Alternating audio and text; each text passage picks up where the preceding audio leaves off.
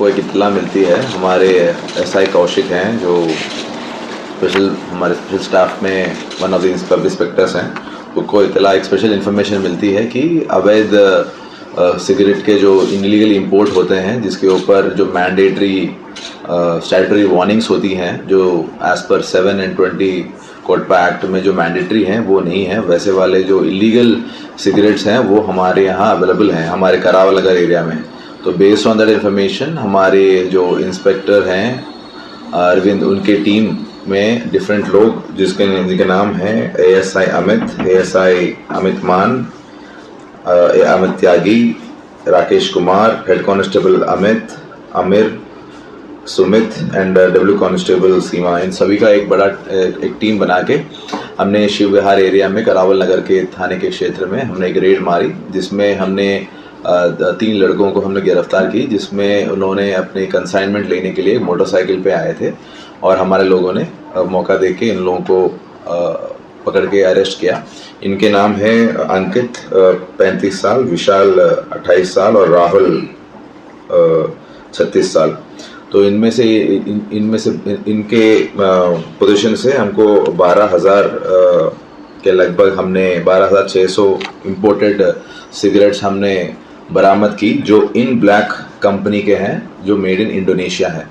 तो फर्दर इनके इनपुट से हमने जो मेन सोर्स ऑफ सप्लायर है उनके ऊपर हमने रेड मारी। ये हमारे आलीपुर थाने क्षेत्र के बुद्धपुर इंडस्ट्रियल एरिया में एक गोडाउन था जिसमें हमने रेड मारी और जिसमें हमने एक नीरज कपूर नाम के व्यक्ति को हमने अरेस्ट किया था। 55 साल की उम्र है, ये रहने वाला है रामनगर एक्सटेंशन दिल्ली।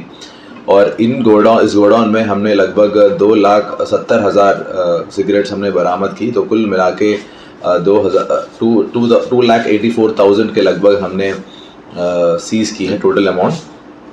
तो जो वैल्यू है मार्केट में 1 करोड़ के लगभग इसका वैल्यूएशन है। सो इन लड़कों का अगर बैकग्राउंड देखें तो अंकित और विशाल ये दोनों भाई हैं और हमारे क्षेत्र खरावल नगर के रहने वाले हैं। वो पहले एक सप्लाई सिगरेट का भी एक कमीशन का काम करते थे और उसके पापा के एक स्टोर है उसमें भी काम करते थे। फिर बाद में इसके चाचा है राहुल, वो भी इसमें अरेस्ट हुए थे, जो भी इसी काम में कमीशन के काम में पहले से था। उसके अलावा जो नीरज जिसके industrial area Buddhpur industrial area में हमने जो रेड मारी थी उसमें जो पकड़ा गया था वो एक कस्टम्स के जो सप्लायर्स है उसमें इसमें काम करता है। और जो भी इसके अलावा भी दूसरे अवैध कस्टम के जो इलीगल जीएसटी और जो इंपोर्ट ड्यूटी और टैक्सेस हैं उनको बिना पे करे वो इंपोर्ट करता था और उसका गोडाउन में इसके सामान रखता था। तो इसमें हमको ये सामान अभी तो सिगरेट मिली है और आगे भी इसकी जांच चलेगी। सर ये जो सिगरेट आप बता रहे हैं ये ई सिगरेट है या नॉर्मल सिगरेट? ये नॉर्मल सिगरेट है, ये विदाउट ये जो पतली वाली होती हैं और without any statutory warning science होती हैं जो हमारे कोटपा एक्ट में मैंडेटरी है, वो बिना उसके हैं इसलिए इलीगल है। तो उसका हम बरामद करके इसका सेक्शन 7 और 20 ऑफ कोटपा एक्ट में हमने मुकदमा दर्ज किया करावल नगर थाने में। इस मुकदमे को क्या बोलते हैं बीएनएस के अंदर जो आपने दर्ज किया है? बीएनएस में नहीं, कोटपा एक्ट में किया है। हाँ, कोटपा एक्ट बोलते हैं। और दूसरी बात ये है कि कोटपा एक्ट का फुल फॉर्म बता देता हूँ। कोट cigarettes and other tobacco products act. और जो इंटरनेशनल की जो मार्केट वैल्यू है, क्योंकि ये सुनने में आया कि क्लब के अंदर ये सिगरेट जो है 10 गुना दामों में बिकती थी, तो नेशनल मार्केट में और इंटरनेशनल मार्केट में इसकी क्या वैल्यू है? ये 1 करोड़ का इंटरनेशनल मार्केट का रेट है और ये हमारे एरिया में बहुत ही प्रोमिनेंट है बिकॉज इनका डिफरेंट फ्लेवर्स भी होते हैं और डिफरेंट इनका लोगों का डिफरेंट डिमांड भी ठीक ठाक है यहाँ पे। टोटल कितने आरोपी गिरफ्तार हुए हैं और इनका बैकग्राउंड क्या है पुराना भी? टोटल 4 लोग अरेस्ट हुए हैं। जो फर्स्ट में मौके पे 3 लोग अरेस्ट हुए थे, आपको बता भी था, अंकित, विशाल और राहुल। अंकित और विशाल भाई हैं, वो करावल नगर क्षेत्र के रहने वाले, उनके चाचा हैं राहुल। और इन तीनों के ऊपर तो अंकित और विशाल के ऊपर कोई प्रीवियस मुकदमा नहीं है, लेकिन राहुल के ऊपर एक स्नैचिंग का मुकदमा है 2013 का करावल नगर थाने का ही। और जो नीरज जो पकड़ा गया है गोडाउन में, वो उसके ऊपर अभी तक तो कोई प्रीवियस इन्वॉल्वमेंट नहीं है, 55 साल का है। हाँ सर, जैसा कि अभी आपने बताया है कि विदेशी सिगरेट है, ये बाय एयर इंडिया आ रही थी या पानी के जहाज से दिल्ली आ रही थी, किस तरह से ये पहुंची?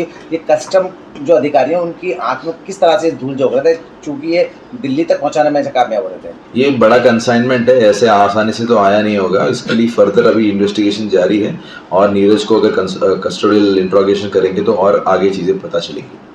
तो माना जा सकता है कि जो ये नेटवर्क है ये अभी और विस्तार रूप से फैला यस हुआ है। यस, तो अभी और जांच किस तरीके की कार्रवाई चली सर? मेनली इसका और फर्दर सोर्स क्या है, इंटरनेशनल सोर्स सप्लाई में हमारे यहाँ पे हैंडलर कोई ना कोई होगा इंडिया तरफ से जो इंपोर्ट कर रहा होगा। There can be a good chance that कि जो कस्टम्स ऑफिशियल्स हैं और इवन जो जहाँ पे अगर पोर्ट है तो पोर्ट ऑफिशियल्स जो भी होंगे, कंसर्न लोग का मिली भगत होनी चाहिए अगर है तो।